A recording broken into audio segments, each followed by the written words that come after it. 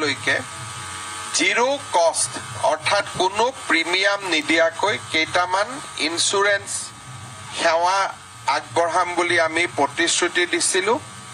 আজি state bank আৰু union বেংকৰ লগত হোৱা বুজাবুজিৰ চুক্তিৰ জৰিয়তে এই আঁচনিখন 1 জানুৱাৰীৰ পৰা কাৰ্যকৰীকৰণ হ'ল। এতিয়াৰ পৰা ৰাজ্য চৰকাৰৰ যিকোনো কৰ্মচাৰীৰ প্ৰাকৃতিক মৃত্যু হ'লেও তেওঁলোকে ষ্টেট বেংক আৰু ইউনিয়ন বেংকৰ পৰা 10 লাখ টকাৰ লাইফ ইন্সুৰেন্স লাভ কৰিব। যদি প্ৰাকৃতিক হয়, ডিজিজৰ কাৰণে বেমাৰত মৃত্যু হয়, তথাপিতো চৰকাৰে আগবঢ়োৱা সুবিধাৰ উপৰিও তেওঁলোকে অতিৰিক্তকৈ আৰু 10 লাখ টকা লাভ কৰিব। ইয়াৰ উপৰিও যদি এক্সিডেণ্টেল ডেথ হয় 1 কোটি টকা তেওঁলোকৰ পৰিয়ালে পাব। যদি দুৰ্ঘটনাজনিত মৃত্যু হয়, দুৰ্ঘটনাত যদি তেওঁলোক পাৰ্মানেণ্ট ডিজেবল হয় 1 কোটি টকা পাব আৰু পাৰ্মানেণ্ট পাৰ্চিয়েল ডিজেবিলিটি হ'লে 80 লাখ টকা পৰ্যন্ত এই দুইটা বেংকৰ পৰা কৰ্মচাৰীসকলে লাভ কৰিব। আজিৰ দিনটোত ৰাজ্যৰ প্ৰশাসনীয় ব্যৱস্থাক আৰু এটা আমি নতুন দিগন্তলৈ লৈ গ'লো। নিযুক্তিৰ ক্ষেত্ৰত স্বচ্ছতা, তাক আমি অসমে আজি যি ভাৰতবৰ্ষক পথ দেখুৱাইছে, সি ইতিমধ্যে ৰাষ্ট্ৰীয় স্বীকৃতি পাব সক্ষম হৈছে আৰু অসমৰ ৰাইজেও নিযুক্তিৰ স্বচ্ছতাক অতি উষ্ণভাৱে আদৰণি জনাইছে। আমি আজিৰ পৰা বদলি বা ট্ৰান্সফাৰ প্ৰক্ৰিয়াত এটা স্বচ্ছতা আনিব খুজিছোঁ। তৃতীয় আৰু চতুৰ্থ শ্ৰেণীৰ কৰ্মচাৰীসকলে ট্ৰান্সফাৰ বিচাৰি চৰকাৰী কাৰ্যালয় দুৱাৰে দুৱাৰে ঘূৰি ফুৰাটো এটা নিত্য নৈমিত্তিক কথা আছিলে। নাৰ্ছৰ পৰা আৰম্ভ কৰি ফাৰ্মাচিষ্টৰ পৰা পুলিচ কনিষ্টবলৰ পৰা তেওঁলোকে চৰকাৰৰ দপ্তৰে দপ্তৰে ট্ৰান্সফাৰ পোষ্টিং বিচাৰি ঘূৰি ফুৰে আৰু বিভিন্ন ক্ষেত্ৰত ই ৰাজনৈতিক হস্তক্ষেপৰো এক প্ৰক্ৰিয়া হৈ পৰে। আজি আমি এটা পৰ্টেল মুকলি কৰিছোঁ, যাক স্বাগত সতীৰ্থ বুলি কৈছোঁ। এই পৰ্টেলটো প্ৰত্যেক বছৰে 1 জানুৱাৰীৰ পৰা 28 ফেব্ৰুৱাৰীলৈকে খোলা থাকিব।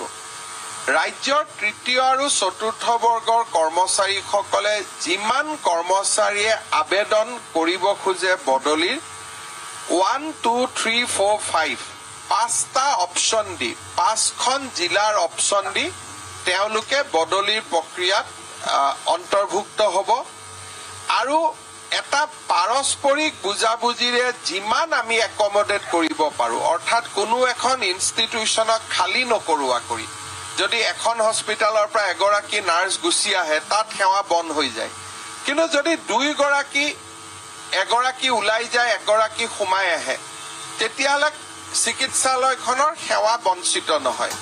সেইকাৰণে আজি আমি এটা নতুন পৰ্টেল, ভাৰতৰ ভিতৰতে প্ৰথম আমি এটা নতুন স্বচ্ছতা আনিছোঁ যে এতিয়াৰ পৰা তৃতীয় আৰু চতুৰ্থ বৰ্গৰ কৰ্মচাৰী গোটেই বছৰটো ট্ৰান্সফাৰ পোষ্টিং হৈ নাথাকে। জানুৱাৰী মাহত পৰ্টেলত আবেদন কৰিব, 28 ফেব্ৰুৱাৰীলৈকে পৰ্টেল খোলা থাকিব। বিহুৰ আগতে 14 এপ্ৰিলৰ আগতে কম্পিউটাৰে ট্ৰান্সফাৰ কৰি দিব, বিষয়াই নহয়। কম্পিউটাৰে লোকেট কৰিব যে এওঁ শিৱসাগৰৰ পৰা ধেমাজি আহিব খুজিছে, এখেতে ধেমাজিৰ পৰা শিৱসাগৰত আহিব খুজিছে। কম্পিউটাৰে তাক লোকেট কৰিব, কম্পিউটাৰে ডিচাইড কৰিব আৰু ডাইৰেক্টৰৰ ডিজিটেল ছিগনেচাৰত ট্ৰান্সফাৰ অৰ্ডাৰ ওলাই যাব। তাত মেনুৱেল হস্তক্ষেপ কাৰোৱে নাথাকিব। সেই স্বচ্ছতাৰ আৰু এটা স্বচ্ছ নিযুক্তিৰ পিছত স্বচ্ছ বদলিৰ এটা নতুন প্ৰক্ৰিয়ালৈ আজি অসমে খোজ দিলে। আপোনালোক সকলোৱে জানে যে যোৱা কিছুদিনত আমাৰ মন্ত্ৰীসভাৰ সম্প্ৰসাৰণ হৈছিল। আমি 18জন মন্ত্ৰীক আমি চেষ্টা কৰিছিলোঁ যে গোটেই বাবে বা ল'ৰা ছোৱালীৰ বাবে স্বচ্ছতা এক নতুন বাতৰি আছিলে।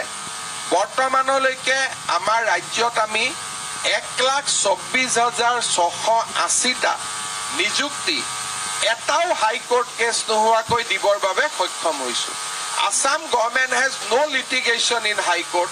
এপইণ্টমেণ্টৰ ক্ষেত্ৰত কোনো ধৰণৰ লিটিগেশ্যন নাই আৰু ই অসমৰ প্ৰশাসনিক বুৰঞ্জীৰ বাবে এটা নতুন ঘটনা অহা কেইটামান মাহৰ ভিতৰত আমি নতুনকৈ ৩৬,৭৫৩টা নতুন নিযুক্তি দিয়াৰ বাবে আমি আগবাঢ়ি গৈ আছো ৰাজ্য চৰকাৰৰ এটা বিশেষ দায়িত্ব হৈছে ৰাজ্যত আইন শৃংখলা ৰক্ষা কৰা অসমে আইন শৃংখলাৰ ক্ষেত্ৰত চমকপ্ৰদ সাফল্য লাভ কৰিবলৈ সক্ষম হৈছে দশম শ্ৰেণীৰ ষ্টেণ্ডাৰ্ডৰ প্ৰশ্ন 15 নম্বৰৰ থাকিব ইয়াত ভয় কৰিবলগীয়া সংখ্যা কৰিবলগীয়া কিটো আছে আৰু যদি কোনো শিক্ষকে ক্লাছ 10 ষ্টেণ্ডাৰ্ডৰ 15 নম্বৰ অংকৰ প্ৰশ্নকেইটা যদি ভয় খায় মই ভাবো যে তেখেতে ছাত্ৰ ছাত্ৰী কেনেকৈ শিক্ষাদান কৰিব এইটো কোৱা হৈছে যে দশম শ্ৰেণীৰ ষ্টেণ্ডাৰ্ডৰ প্ৰশ্ন